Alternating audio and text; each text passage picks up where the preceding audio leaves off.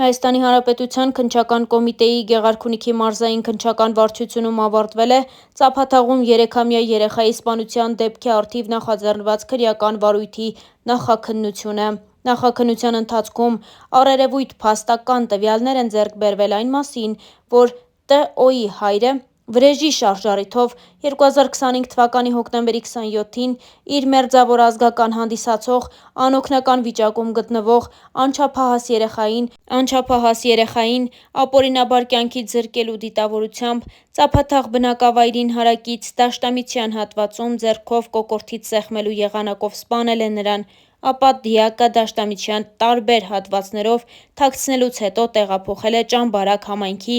Ջիլ բնակավայր տանող խաչմերուկին հարակից Դաշտամիցյան հատված, որտեղ 2025 թվականի նոյեմբերի 2-ին որոնողափրկարարական աշխատանքների արդյունքում դիակը հայտնաբերվել էր։ Կատարվել է դիակի արտաքին զննություն, որի ընթացքում Տ.Օ.-ի մարմնի գլխի շրջանում հայտնաբերվել են մարմնական վնասվածքներ։ Համաձայն դիակի դատաբժշկական փորձաքննության եզրակացության 3-ամյա երեխայի մահը վրա է հասել մեխանիկական շնչահեղձությամբ պարանոցի օրգանների բութ առարկաներով սեղմման հետևանքով։ Ա.Օ.-ի նկատմամբ հարուցվել է հանրային քրեական հետապնդում Քրեական օրենսգրքի 155-րդ հոդվածի 2-րդ մասի 3-րդ, 5-րդ և 9-րդ կետերով անօգնական վիճակում գտնվողի անչափահասի սպանությունը մերձավոր ազգականի կողմից։ Վերջինիս նկատմամբ որպես խափանման միջոց կիրառվել է կալանքը։ Քրեական վարույթը մեղադրական եզրակացությամբ ուղարկվել է հսկվող դատախազին, այն հաստատելու և ըստ էության քննության առնելու համար դատարան ուղարկելու միջնորդությամբ։ Շաբաթներ առաջ ծափաթաղում տեղի ունեցած 3-ամյա Տիգրանի սպանությունը, դրա մանրամասները սարսափահար են արել հանրությանը։ Հենց Տիգրանի հուղարկավորության օրը նրա մայրը Փառանձեն Վաթյանը զրկվեց իր 5 երեխայից։ Գեղարքունիքի մարզպետի աշխատակազմի նախաձեռնությամբ խնամակալության և հոգաբարձության մարմինը հրատապ նիստով որոշեց նրա 4 երեխաներին ուղարկել Հայ օգնության ֆոնդի երեխաների պաշտպանության կենտրոն։ Ամուսնուն կալանավորեցին, երեխաներին տեղափոխեցին երեխաների աջակցման կենտրոն, ընտանիքում միայնակ մնաց։ Ծնողներն են որոշել որոշակի ժամանակով իրենց մոտ տանել Փառանձեմին, մինչև դուրս գա սթրեսից։ Փառանձեմի հոգեբանական վիճակը կայունանում է, ասում է՝ գնալու եմ տուն։ Երեխաներիս էլ բերելու եմ ինձ մոտ։ Այս մասին «Առավոտ»-ի հետ զրույցում պատմում է Վարդենիսի համայնքի խնամակալության և հոգաբարձության մարմնի ներկայացուցիչը։ Ըստ Մարինե Մնացականյանի՝ Վարդենիսի համայնքի սոցիալական աշխատողներն են հաճախակի այցելում Փառանձեմին, նրա հետ աշխատում է նաև հոգեբանը։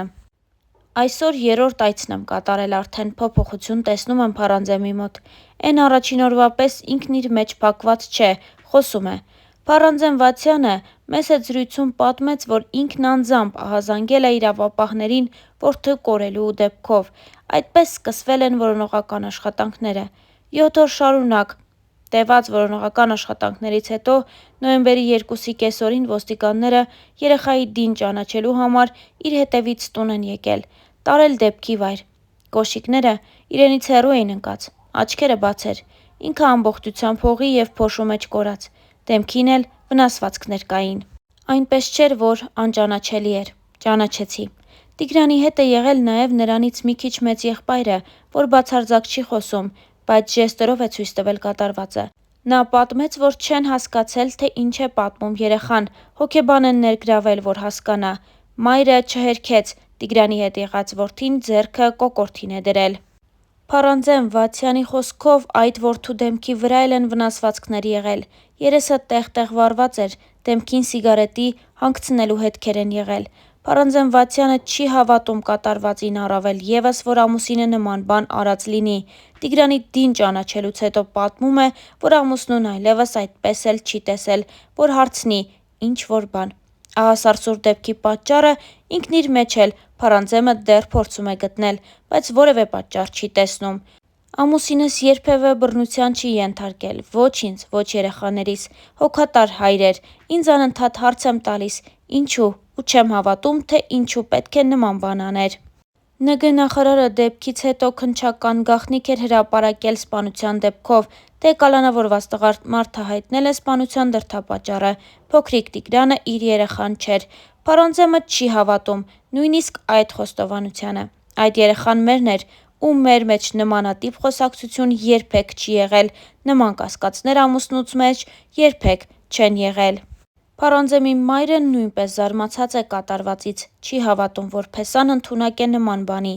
Իմ 12 տարվա Փեսան է, նման բան չեմ սպասել իրենից, որևէ վատ բան էլ չեմ տեսել։ Փարանձեմը դժվարանում է նաև հավատալ, թե Տիգրանիդին տեղից տեղ է տեղափոխել ամուսինը, որը մասնակցում էր փրկարարների որոնողական աշխատանքներին։ Այս ընթացքում Հոֆի աշխատակիցների հետ իր մեծ աղջիկն է այցելել Փարանձեմին։ Երեխաների մորաքույրն է մի անգամ երեխաներին տեսակցության գնացել։ Փարանձեմի 4 երեխաներից 2-ն արդեն հաճախում են դպրոց։ Արամայիսի հետ լոգոպեդը աշխատում է, իսկ երեխաները կվերադարձվեն Փարանձեմին, խնամակալության և հոգաբարձության մարմինը դեռ հստակ որոշում չունի։ Փարանձեմի հետ աշխատող հոգեբանն էլ արձանագրել է, որ այս փուլում երեխաներին Փարանձեմին վերադարձը անհնար է։ Փարանձեմը ինքը հոգեբանի շարունակական աշխատանքների կարիք ունի։ Մենք դեռ պետք է հասկանանք, թե երեխաների շահերի տեսակետից ինչքանով նպաստավոր կլինի երեխաների վերամիավորումը մոր հետ։ Եթե պարզվի, որ այս մայրիկը իմացել է հոր վարքի մասին ու լռել է, սա շատ լուրջ հիմք է, որ երեխաներն այլևս չվերադառնան մայրիկի մոտ։ Մեծ հետ զրույցում ասել էր Հով երեխաների պաշտպանության կենտրոնի ղեկավար Միրա Անտոնյանը։ Ի դեպ, Փարանձենվացյանը Թուֆենկյան հիմնադրամի սեզոնային աշխատակից է, Ծափաթաղում տնտեսություն ունի, կովեր, հավեր, նապաստակներ և մեղվա ընտանիք, ինքնաբավ, իրենց աշխատանքով ապրող ընտանիք, վստահեցնում է Վարդենիս համայնքի խնամակալության և հոգաբարձության մարմնի ներկայացուցիչ Մարինա Մնացականյանը։ Հանրապետության ներքին գործերի նախարարության փրկարար ծառայությունը հայտնում է, որ նոյեմբերի 2-ին ժամը 15-ի սահմաններում Ծափաթաղ բնակավայրի հարակից Դաշտամիջյան հատվածում փրկարարները հայտնաբերել են հոկտեմբերի 27-ից որոնվող Տ.Օ.-ի մարմինը։ Նշանակվել են փորձաքննություններ։ Ինչպես դեպքի վայրից հայտնում են ֆոտոլրագրող Գագիկ Շամշյանը, փրկարարները, պարեկներն ու ոստիկանները երեխայի դին հայտնաբերել են Ծափաթաղ գյուղին հարակից Ջիլ գյուղի ցուցանակից մոտ 60 մետր հեռավորության վրա Դաշտամիջյան հատվածում։ Star News-ը ցավակցում է Տիգրանի հարազատներին և ընտանիքի անդամներին։ ԱԺ նախկին պատգամավոր Սոֆիա Հովսեփյանը ֆեյսբուքյան գրառում է արել Գեղարքունիքի դեպքի վերաբերյալ։ Կարծում եմ, բազմակողմանի քննությունը խիստ անհրաժեշտ է ու միանշանակ ու հուզական որոշում կայացնելը սխալ է։ Նոր կարդացի, որ մարզպետը նիստ է անում խնամակալության և ծնողական իրավունքից զրկելու մասով։ Շատ լավ։ Հասանք էնտեղ, որ երեխա է սպանվում ու մեկ էլ հոп, բոլոր մարզերում կան նման անբարենպաստ ընտանիքներ ու սա, վստահ եմ, վերջին դեպքը չի